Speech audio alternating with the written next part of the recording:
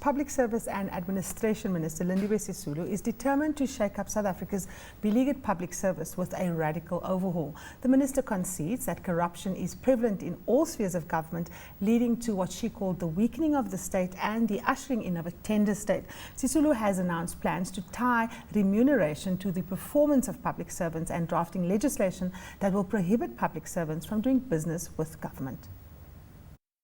Our immediate responsibility is to create an environment within the public service where we can rid ourselves of all of that baggage that has come to, drag us down, like perception of corruption and actually real evidence of endemic corruption, such as an inefficient system that is unable to deliver on the requirements of a state such as ours.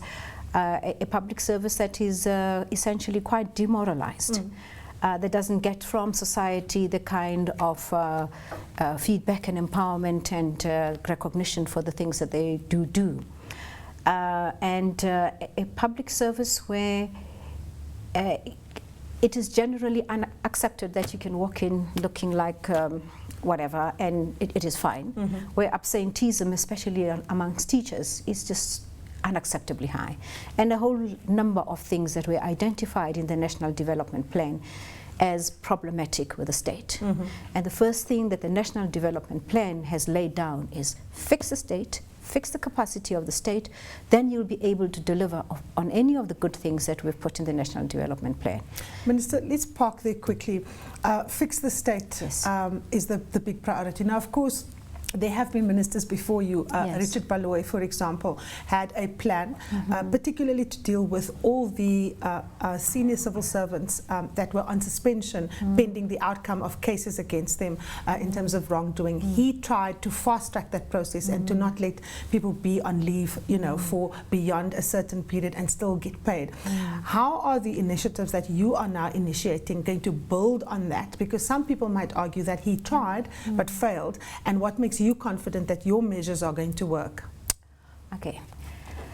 I think that when you have seen a plan and how it has failed, you have the opportunity to learn from how not to do it. So I've had the opportunity to see how not only Beleaguered but any other might have tried. Where they have succeeded, we will continue. Where they have not succeeded, we will obviously look at why they didn't succeed and do it differently. This is what we're doing. We're doing it differently, we're doing it better. And we're underpinning most of what we're doing in legislation. Because it is fine to come up with a blueprint every 5 years, but unless it is underpinned by something that is binding on citizens or on the government, then it becomes nothing but just a wish list and a plan. Most of what we're doing now will result in legislation that is going to be amended. And we've got time frames. We're amending legislation in May, we're amending legislation in June. So we're talking probably by the end of the year you'll have a raft of legislation that Yes. will actually operationalize your plan. Absolutely. And we're going to put in place institutions that will make sure that we are able to prosecute those people who breach the law.